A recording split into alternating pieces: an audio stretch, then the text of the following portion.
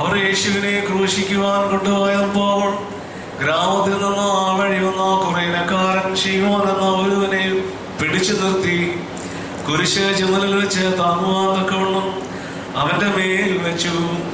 അനേക ജനങ്ങളും യേശുവിനെ കുറിച്ച് മാറത്തടിച്ച് വിലപിക്കുന്ന സ്ത്രീകളും അവനെ അനുഗമിച്ചിരുന്നു.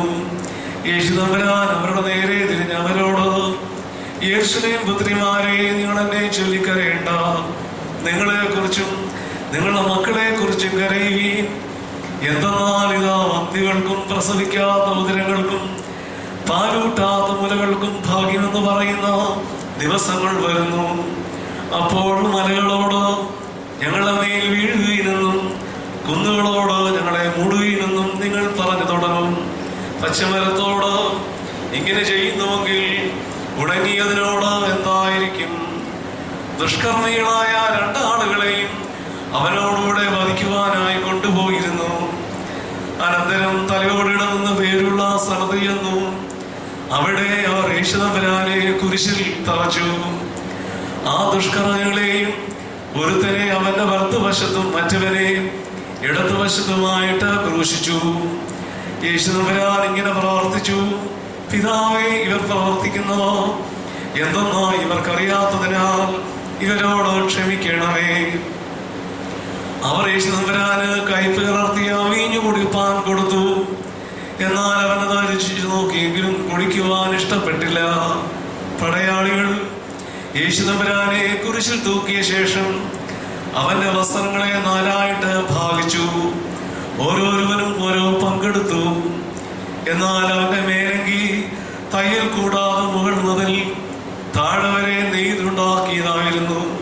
അവർ അന്യോന്യം പറഞ്ഞു, ഇത് കീറണ്ട, ഇതാർക്ക് കിട്ടുമെന്ന് നമുക്ക് നറുക്കിടാം. എന്റെ വസ്ത്രങ്ങളെ അവർ പങ്കിട്ടു, എന്റെ അങ്കിക്കായിട്ട് അവർ ചീട്ടിട്ടു എന്ന് പറഞ്ഞിട്ടുള്ള തിരുവെഴുത്ത് ഇങ്ങനെ നിവൃത്തിയായി. അനന്തരം പടയാളികൾ അവിടെ അവനെ കാവലിരുന്നു. ഇവൻ യഹൂദന്മാരുടെ രാജാവായ യേശുവാകുന്നുവെന്ന കുറ്റപത്രം അവന്റെ തലയ്ക്ക് മുകളിൽ എഴുതി വെച്ചു വരുന്നു. ആ വഴിയെ കടന്നുപോയവർ അവനെ നിന്ദിച്ച് തലകുലുക്കിക്കൊണ്ട് ദേവാലയം പൊളിച്ച് 3 ദിവസങ്ങൾ കൊണ്ട് അതിനെ പണിയുന്നവനെ, നിന്നെ തന്നെ രക്ഷിക്കുക, നീ ദൈവപുത്രനാവുന്നുവെങ്കിൽ കുരിശിൽ നിന്ന് ഇറങ്ങി വരിക എന്ന് പറഞ്ഞ് പരിഹസിച്ചു.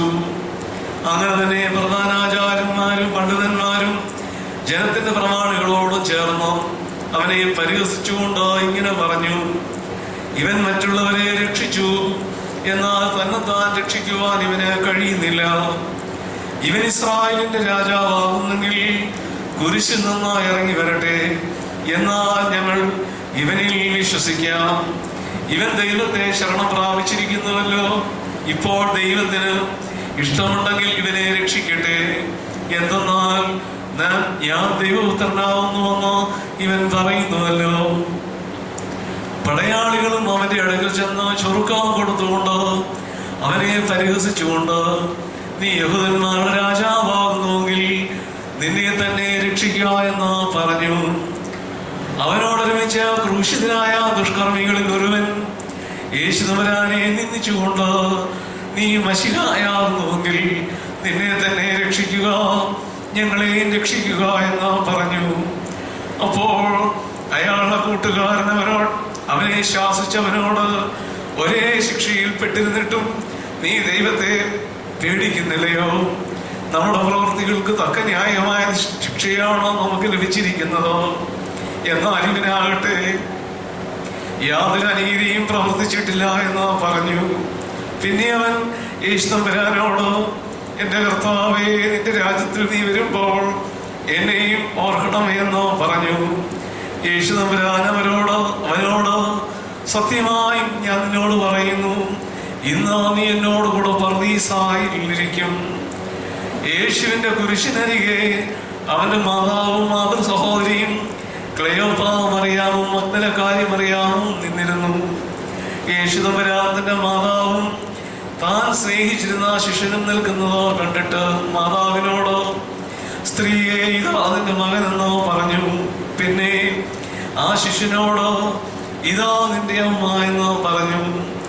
ആ നാഴിക മുതൽ ആ ശിഷ്യൻ അവളെ അവന്റെ ഭവനത്തിൽ സ്വീകരിച്ചു. മൊറിയോ സെഗുത്തോ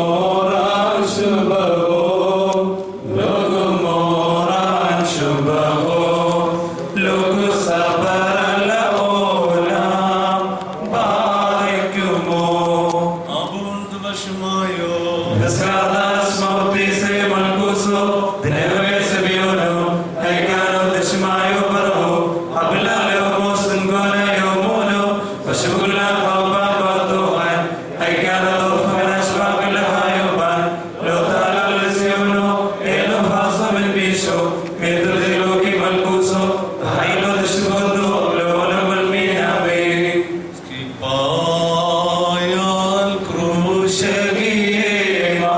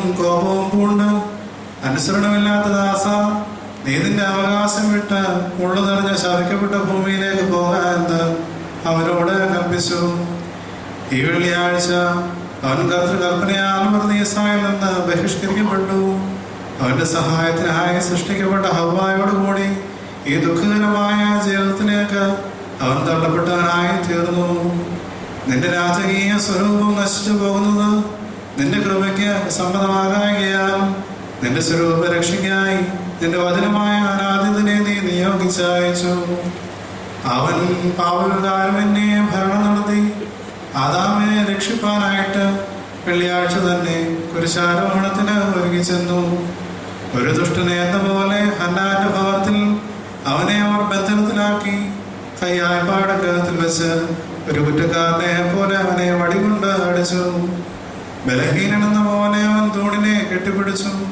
പീലാത്തോസിന്റെ കൊട്ടാരത്തിൽ വെച്ച് കുറ്റക്കാരനെ പോലെ അവനെ കൊലപ്പെടുത്തുവാൻ ഏൽപ്പിച്ചു. വെള്ളിയാഴ്ച ആദാം സൃഷ്ടിക്കപ്പെട്ടു. മേടമാസം 14-ാം തീയതി വെള്ളിയാഴ്ച നമ്മുടെ നാഥനായ മെസ്സിഹ നമുക്ക് വേണ്ടി ജഡത്തിൽ കഷ്ടത അനുഭവിച്ച് നമ്മെ രക്ഷിച്ചു. വെള്ളിയാഴ്ച ദൈവം ആദാമിനെ സൃഷ്ടിച്ചു. വെള്ളിയാഴ്ച മെസ്സിഹ ആദാമിന്റെ മക്കളായ അശുദ്ധരിൽ നിന്ന് തുപ്പലേറ്റു.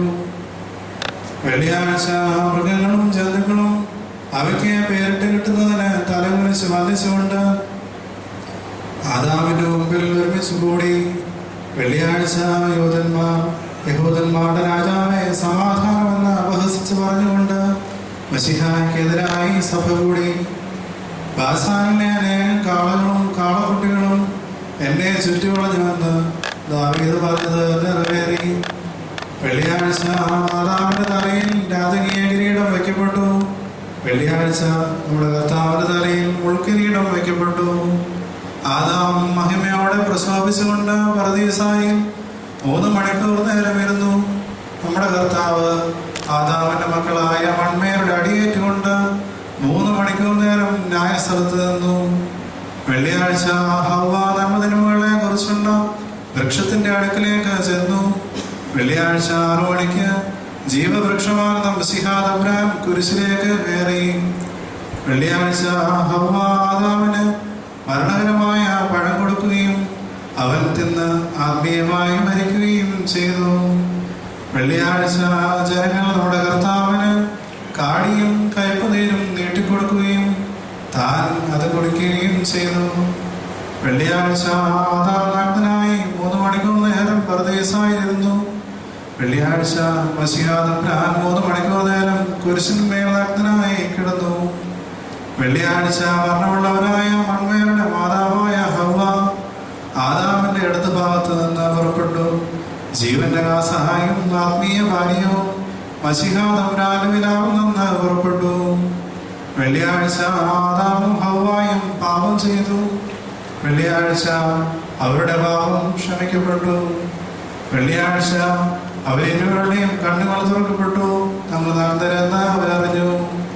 വെള്ളിയാഴ്ച സത്യപ്രകാശം അവർക്ക് ഉദിക്കുകയും ദുരാഗ്രഹിയായ മരണം അവരുടെ മേൽ വാഴുകയും ചെയ്തു. വെള്ളിയാഴ്ച മരണത്തിന്റെ അധികാരം പോയി. വെള്ളിയാഴ്ച ആദാമും ഹവ്വായും ദുഃഖത്താൽ തല താഴ്ത്തിക്കൊണ്ട് പറുദീസായിൽ നിന്ന് പുറപ്പെട്ടു പോയി. വെള്ളിയാഴ്ച കുരിശടയാളം അവരെ സന്തോഷത്തോടെ പറുദീസായിലേക്ക് തിരികെ കൊണ്ടുപോകുന്നു. വെള്ളിയാഴ്ച മശിഹാ തമ്പുരാൻ മഹത്വത്തിന്റെ വസ്ത്രം അഴിച്ചു കളഞ്ഞു. ആദാമും ഹവ്വായും വൃക്ഷങ്ങളുടെ ഇടയിൽ വെച്ച് അഴിച്ചു കളഞ്ഞ മഹത്വമുള്ള ആംഗിക്ക് പകരം അവരെ അത് വീണ്ടും ധരിപ്പിച്ചു. വെള്ളിയാഴ്ച സാത്താന്റെ പ്രവചനങ്ങൾ അവരെ നാണിപ്പിച്ചു. വെള്ളിയാഴ്ച മശിഹാ തമ്പുരാൻ സാത്താനെയും അവന്റെ സൈന്യങ്ങളെയും ലജ്ജിപ്പിച്ചു. വെള്ളിയാഴ്ച പറുദീസായുടെ വാതിൽ അടയ്ക്കപ്പെടുകയും തങ്ങൾ അധപതിച്ച് നിന്ദിരായി തീർന്നതിനാൽ സൗഭാഗ്യവാസികളായിരുന്ന ആദാമും ഹവ്വായും അവിടെ നിന്ന് പുറപ്പെട്ടു പോവുകയും ചെയ്തു. വെള്ളിയാഴ്ച പറുദീസായുടെ വാതിൽ തുറക്കപ്പെടുകയും വലതു ഭാഗത്തെ കള്ളൻ അങ്ങോട്ട് കടക്കുകയും ചെയ്തു. വെള്ളിയാഴ്ച പറുദീസായെ സൂക്ഷിപ്പാൻ ക്രോബയ്ക്ക് മൂർച്ചയുള്ള വാൾ കൊടുക്കപ്പെട്ടു. വെള്ളിയാഴ്ച മശിഹാ തമ്പുരാൻ കുന്തം കൊണ്ട് കുത്തേറ്റ് മൂർച്ചയുള്ള വാൾ മുറിച്ച് ശത്രുതയാകുന്ന വേലി പൊളിച്ചു. വെള്ളിയാഴ്ച ആദാം രാജാവും പുരോഹിതനും ദീർഘദർശിയുമായി തീർന്നു. വെള്ളിയാഴ്ച യൂദരിൽ നിന്ന് രാജത്വവും പൗരോഹിത്യവും ദീർഘദർശനവും എടുത്തു കളഞ്ഞു. വെള്ളിയാഴ്ച ആനന്ദകരമായ പറുദീസായിൽ നിന്ന് ആദാം ശാപഭൂമിയിലേക്ക് ഇറങ്ങിപ്പോയി. വെള്ളിയാഴ്ച നമ്മുടെ മശിഹാ തമ്പുരാൻ പുരുഷന്മേൽ നിന്ന് മണ്ണിൽ ഉറങ്ങിക്കിടന്നവരുടെ അടുക്കിലേക്ക് ഇറങ്ങി. ആദാം ബുദ്ധിഹീനതയാൽ ചെയ്തു പോയ സകലത്തെയും പാപം ഒന്നൊഴികെ മശിഹാ തമ്പുരാൻ തന്റെ വ്യാപാരത്താൽ നിറവേറ്റി. മരണത്തെ താൻ ബലാൽ ജയിച്ചു പാപത്തെ ശിക്ഷയ്ക്ക് വിധിച്ചു. ആദാമിനെ സംസ്കരിക്കുകയും മൽക്കീസദേക്കിന് പൗരോഹിത്യം നടത്തുകയും അബ്രഹാം തന്റെ ഏകപുത്രനെ ബലികഴിക്കുകയും ചെയ്ത സ്ഥലത്ത് തന്റെ രക്ഷിതാവായ യേശു തമ്പുരാൻ കുരിശുമരം നാട്ടി. രഹസ്യപൂർണമായ ചോരയും വെള്ളവും ആദാമിന്റെ വായിലേക്ക് ഇറ്റിറ്റ് വീണു. നമ്മുടെ അടുക്കൽ നമുക്ക് വേണ്ടി താൻ ചെയ്ത വ്യാപാരത്തിന് വേണ്ടി നാം തനിക്കും തന്റെ പിതാവിനും തന്റെ പരിശുദ്ധ റൂഹായിക്കും വന്ദനം കരയണം. പറക്കുമോ ഓശോ